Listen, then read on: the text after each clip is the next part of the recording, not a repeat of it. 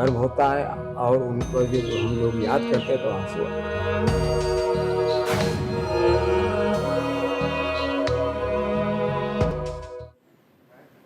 नमस्कार, स्वागत है आप सभी का न्यूज इंडिया पर। आपके साथ मैं हूं आंचल कादियानी। आजादी के लिए देश के लालों को अंग्रेजों से लंबी लड़ाई लड़नी पड़ी, जरूरत पड़ी तो हंसकर अपने प्राणों की आहुति भी दी। ऐसे ही कुछ वीर सपूत यूपी के बाराबंकी में भी पैदा हुए, जिनकी जिद ने अंग्रेजों को दिन में ही तारे दिखाए और देश को आजादी दिलाई। कुछ ऐसे ही स्वतंत्रता संग्राम सेनानियों की अनसुनी कहानी आज अब आपको हम इस खास रिपोर्ट के जरिए दिखाएंगे, सुनाएंगे। ये वो महापुरुष है जिन्होंने देश को आजाद कराने के लिए हंसते हंसते अपने प्राण न्योछावर कर दिए।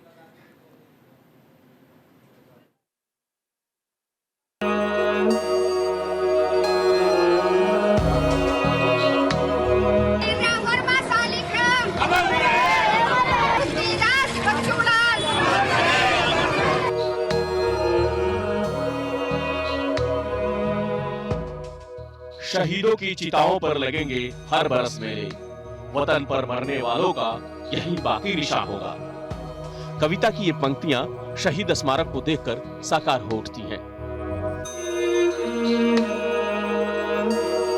देश जब जब आजादी का पर्व बनाता है तो वह भारत के उन लालों को जरूर याद करता है जिन्होंने अपनी जवानी देश की आजादी के लिए हंसते हंसते कुर्बान कर दी और मौत को ऐसे लगाया जैसे मानो भारत मां ने उन्हें बुलाया हो। आजादी के दीवानों की टोली जिस गली से गुजरी, वहां शहीदों की चिताओं पर हर बरस मेले लगे।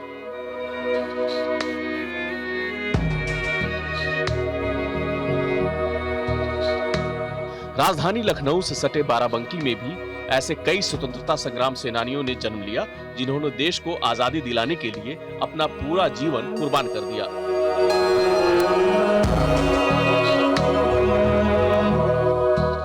अंग्रेजों से लड़ाइयां लड़ी, पकड़े जाने पर जेल भी काटी। लाख परेशानियों के बावजूद आजादी के इन दीवानों ने राह नहीं छोड़ी। अपनी आखिरी सांस तक भारत मां की आजादी के लिए लड़ते रहे। इतिहास में भारत मां के लालों की कुर्बानियों की कहानी भरी पड़ी है। इनमें से एक कहानी उत्तर प्रदेश के बाराबंकी की है, जहां आजादी के दीवानों ने गुलामी की बेड़ियां तोड़ने के लिए हर प्रताड़ना सही और जरूरत पड़ी तो प्राणों की आहुति भी दी।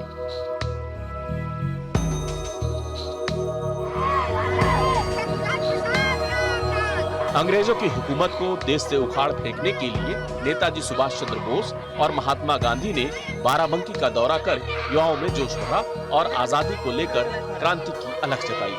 1930 में महात्मा गांधी के दांडी मार्च के बाद बाराबंकी में लोगों के अंदर क्रांति धधक उठी। वहीं 1942 में महात्मा गांधी के भारत छोड़ो आंदोलन में आजादी के प्रेमियों ने बढ़ चढ़कर भाग लिया।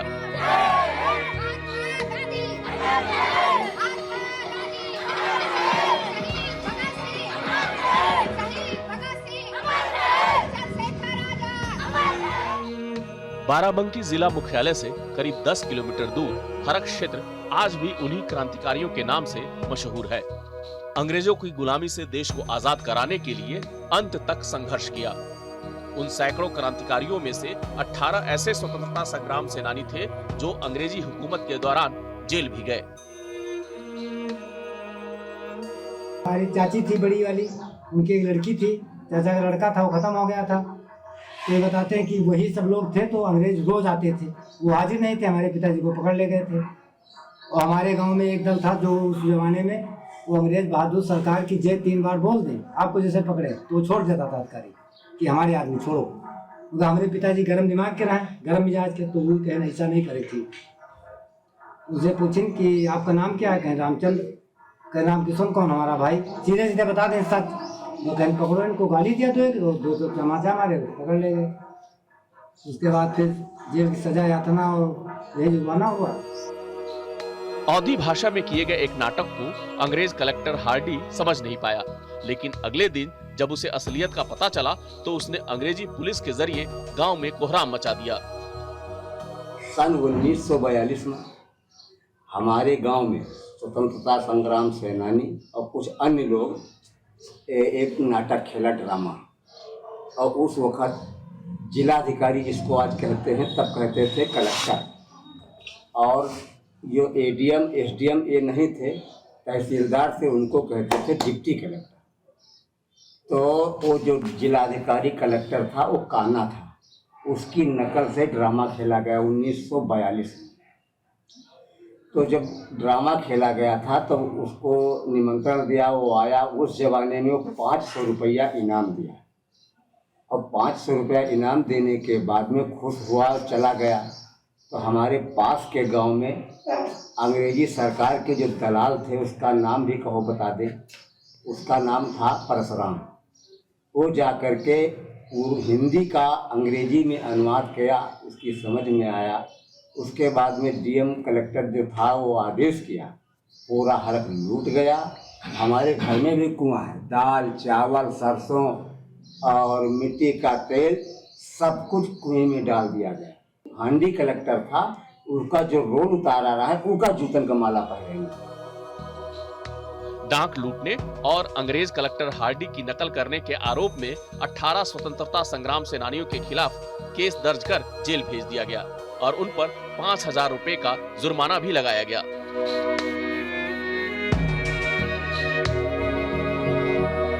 हमारे गांव के स्वतंत्रता संग्राम सेनानी पूरे जिले में सबसे ज्यादा हड़क के हैं।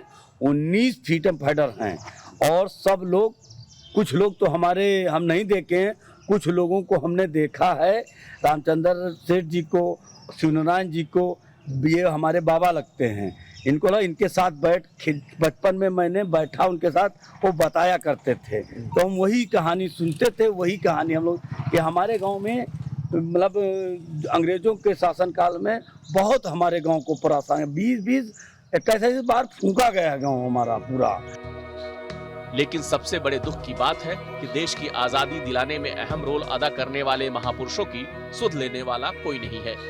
स्वतंत्रता संग्राम सेनानी बाबू पुत्तूलाल वर्मा की समाधि स्थल का ये हाल बयां करने के लिए काफी है कि वक्त के साथ इनका बलिदान जंगल और झाड़ियों के बीच खंडहर में तब्दील हो गया है।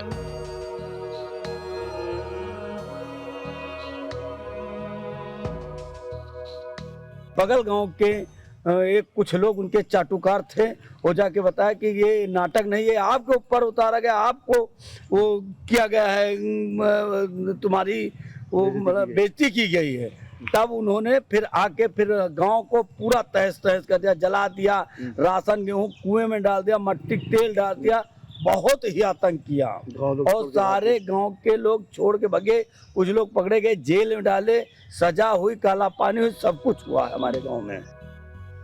भले ही नेताओं ने इन महापुरुषों की सुध न ली हो, लेकिन यहाँ रहने वाले हर नागरिक को उन पर गर्व है और उन्हें सम्मान देने के लिए हमेशा आगे रहते हैं। 15 अगस्त को जब देश की आजादी का जश्न मनता है तो यहाँ के लोग इन स्वतंत्रता सेनानियों को याद कर आजादी का जश्न मनाते हैं।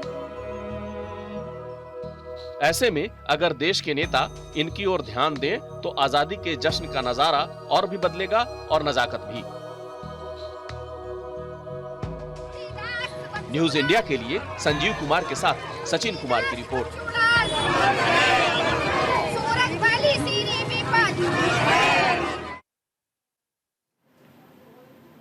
हमारी ये रिपोर्ट भी ऐसे ही एक और स्वतंत्रता संग्राम सेनानी की है, जिन्होंने साल 1942 में महात्मा गांधी के आह्वान पर अंग्रेजों के खिलाफ बगावत कर दी थी। अंग्रेजों के खिलाफ इनके सीने में ऐसी आग भड़क रही थी जिसको संभाल पाना किसी के भी बस की बात नहीं थी।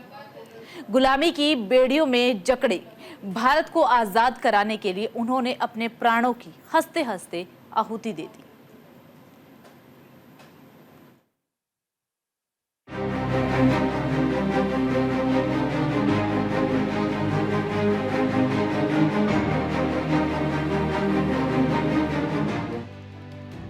भारत की आजादी के इतिहास की किताब के हर एक पन्ने पर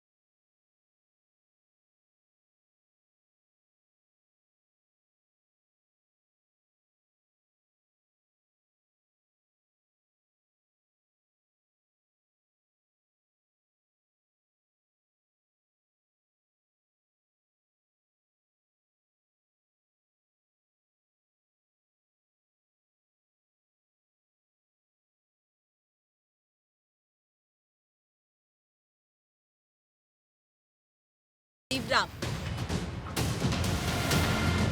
स्वतंत्रता संग्राम सेनानी कपिल देव राम ने 1942 में भारत छोड़ो आंदोलन के दौरान आजादी के लिए खुद को बलिदान कर दिया।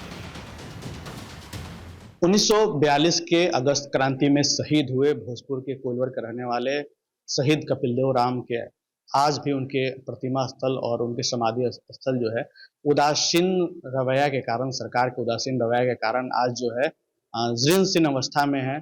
उन्हें शहीद का दर्जा तो मिल गया, लेकिन आज भी उनके जो प्रतिमा स्थल है और उनके समाधि स्थल है उनको पूछने वाला कोई नहीं है। ऐसे में उनके जो परिजन है काफी उनसे नाराज है, सरकार से नाराज है। 14 अगस्त 1942 को एक 14 साल का बेटा कपिल देव राम अपने साथियों राम प्रसाद बिस्मिल, रघुलाल और राम बहादुर जैसे हम उम्र आजादी के दीवानों के साथ मिलकर सरकारी दफ्तरों में कामकाज बंद करने के बाद कोइलवर पुल के पास रेल पटरियों को उखाड़कर सोन नदी में फेंकता दिखा। अंग्रेजों को इसकी भनक लग गई। उन्होंने मौके पर पहुंचकर क्रांतिकारियों को रोकने के लिए गोलियां चला दी, जिसमें गोली कपिल देव राम के सीने में लगी। बावजूद इसके वो वंदे मातरम के नारे लगाते रहे। और हम उनके घर आज आए हुए हैं जहाँ पे उनके आज भी जो वंशज है वो रहते हैं। उनसे हम बातचीत कर लेंगे कि जब वो शहीद हुए थे तो उनके बाद क्या कुछ माहौल रहा होगा, कैसे उनकी शहादत हुई, तो उनसे बात कर लेंगे। उनके वंशज है यहाँ पे, उनसे बातचीत कर लेंगे कि उनकी शहादत कैसे हुई थी। उनकी शहादत 14 अगस्त को रेलवे लाइन कबाड़ते हुए अंग्रेज टोमियों ने गोली सीने में गोली मार दी और मारने के बाद क्रीच से आंतरिक पेट को फाड़ के बाहर आंतरिक को निकाल दिया और छोड़कर सोचे कि ये मर गया। बाद में कपिल देव राम के साथियों ने उन्हें इलाज के लिए कोइलवर अस्पताल में पहुंचाया, जहां उन्होंने तकरीबन शाम 5 बजे अपनी मां की गोद में दम तोड़ दिया। वो महात्मा गांधी की जय और वंदे मातरम की नारा लगाते हुए उनके छूटे हुए दोस्त उस शहीद के शरीर को रहरी के बोझा में बांध के और उसमें छिपा के अंग्रेजों से लेके कोइलवर हॉस्पिटल में लाया गया और लाने के बाद उनका इलाज हुआ। वो शाम 5 बजे तक जिंदा थे। उसके बाद अंतिम सांस 5 बजे उनकी निकल गया। ये भारत माँ की उन वीर सपूतों में शामिल है जिन्हें देश ने वक्त के साथ साथ भुला दिया। ना तो देश के नेताओं ने इनकी ओर कभी ध्यान दिया और न ही किसी और ने। उनकी समाधि स्थल भी है, कोइलवर में है, प्रतिमा है। सरकार कुछ ध्यान देती है कि नहीं? सरकार इस पर कोई ध्यान नहीं देती है। उनके वंशज में एक औरत थी, एक बहन थी और उन्हीं के वंशज के हम उनके पोता लगेंगे और कोई सहारा नहीं मिला सरकार के तरफ से। कुछ फंड आया तो स्मारक बना, अधूरा बना हुआ है अभी भी। नेताओं के इस रवैये को लेकर परिजनों के दिलों में कसक भी है और निराशा भी। ये थे हमारे साथ उनके जो वंशज है वो थे, जो बता रहे थे कि सरकार उनकी स्मारक, उनकी प्रतिमा स्थल को जो है उदासीन रवैया के कारण जो है आज जीर्ण अवस्था में है और सरकार की तरफ से कोई भी ध्यान नहीं दिया था, जिससे जो लोग हैं वो काफी परेशान और भावुक हैं। न्यूज इंडिया के लिए भोजपुर से आलोक कुमार भारती। शहादत का जो सिलसिला गुलामी के दौरान शुरू हुआ वो आज भी जस का तस जारी है। पहले अंग्रेजों से देश के वीर सपूतों ने आजादी की लड़ाई लड़ी और अब आजादी के बाद पाकिस्तान लगातार देश के लालों पर प्रहार कर जख्म दे रहा है। कारगिल युद्ध में पाकिस्तान को भारत के वीर सपूतों ने धूल चटाई थी, उसको पाकिस्तान के हुक्म रानों को आज तक भूल नहीं पाए। पाकिस्तान उन जख्मों को आज तक भी याद करता है और जब भी याद करता है हमेशा रोता ही है। उसी पर हमारी एक खास रिपोर्ट देखिए।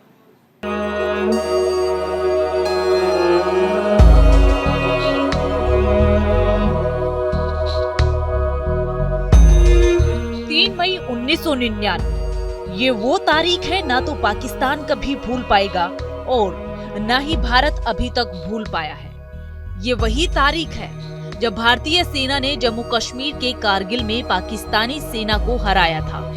लेकिन इस युद्ध में भारत ने अपने 527 जवानों को खो दिया था, जबकि 1363 जवान घायल हुए थे। इस युद्ध में भारत के लालों ने अपने खून की आखिरी बूंद तक पाकिस्तान के मंसूबों को मिट्टी में मिलाया। इन जाबाजों के शौर्य की कहानियां आज देश के लोगों में जोश भर देती हैं।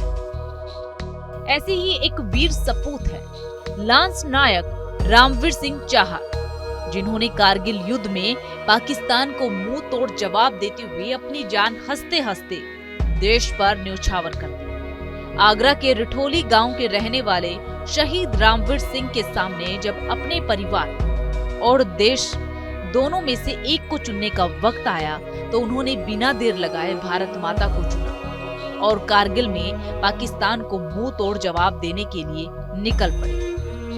वो 6 जुलाई 1999 को देश के लिए शहीद हो गए। शहीद रामवीर सिंह चाहर अपने पीछे 3 बच्चों को छोड़ गए, जिनमें से उनका छोटा बेटा सिर्फ 1 महीने का था।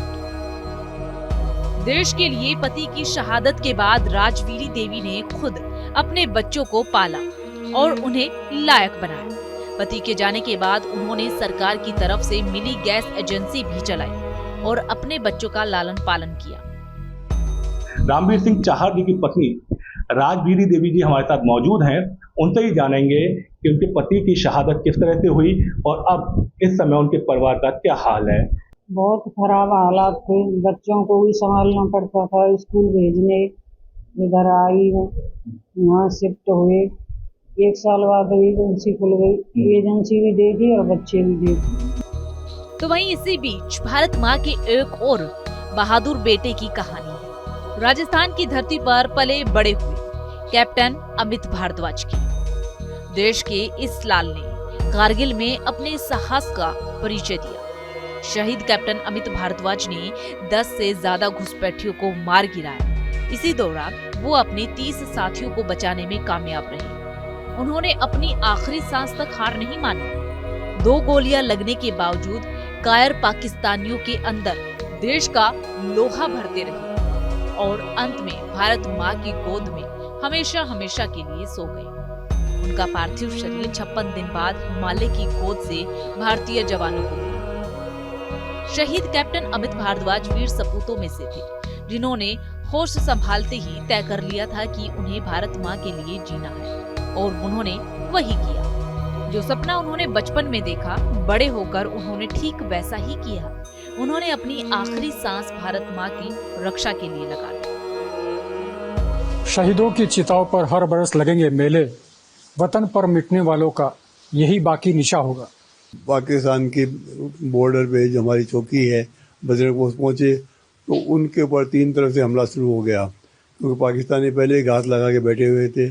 अमित ने उस सिचुएशन को देखते हुए ये निश्चय किया कि हम इनसे लड़ नहीं सकते, इसलिए उसने अपने जवानों को कहा कि मैं आपको कवर फायर देता हूँ, आप एक एक करके यहाँ से निकलिए और वहाँ से कुछ हेल्प लेके आइए। आप सड़क चलते एक्सीडेंट में मरो, उससे अच्छा तो आप देश सेवा करते हुए कोई अच्छा काम करते हुए जाओ आप। तो सेना जो फौज जो है वो मौत का कारण नहीं है कभी। देश के लिए सेना में जाना बहुत बड़ी बात है, गर्व की बात है और सौभाग्य की बात है। भारत माँ के लाल शहीद नरेंद्र पांडे भी देश के उन सपूतों में से एक है, जिन्होंने अपना पूरा जीवन देश के लिए जिया और परिवार से पहले देश को आगे रखा। गया के परसावा गांव के रहने वाले शहीद नरेंद्र पांडे इलाहाबाद में मिलिट्री 155 यूनिट में पोस्टेड थे। यहाँ 28 नवंबर 2020 को ड्यूटी के दौरान उनकी जान चली गई। बिहार के गया स्थित नगर प्रखंड के अंतर्गत में आने वाला गांव पांडे परसामा है। ड्यूटी के दौरान जो कि सैनिक में थे, उनकी मृत्यु हो जाती है।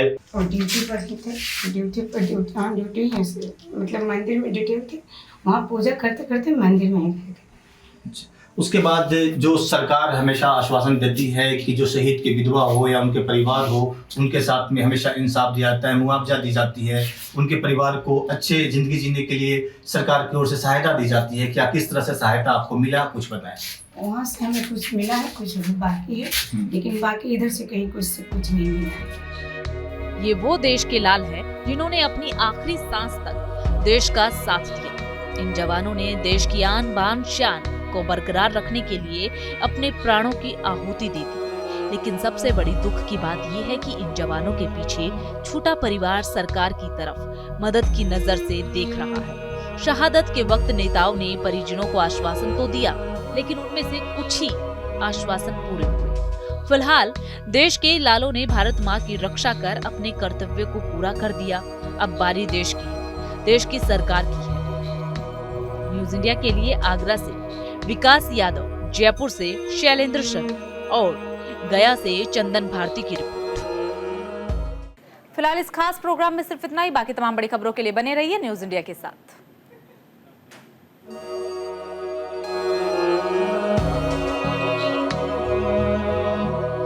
बड़ा गर्व होता है और उनको जब हम लोग याद करते हैं तो आंसू आते हैं।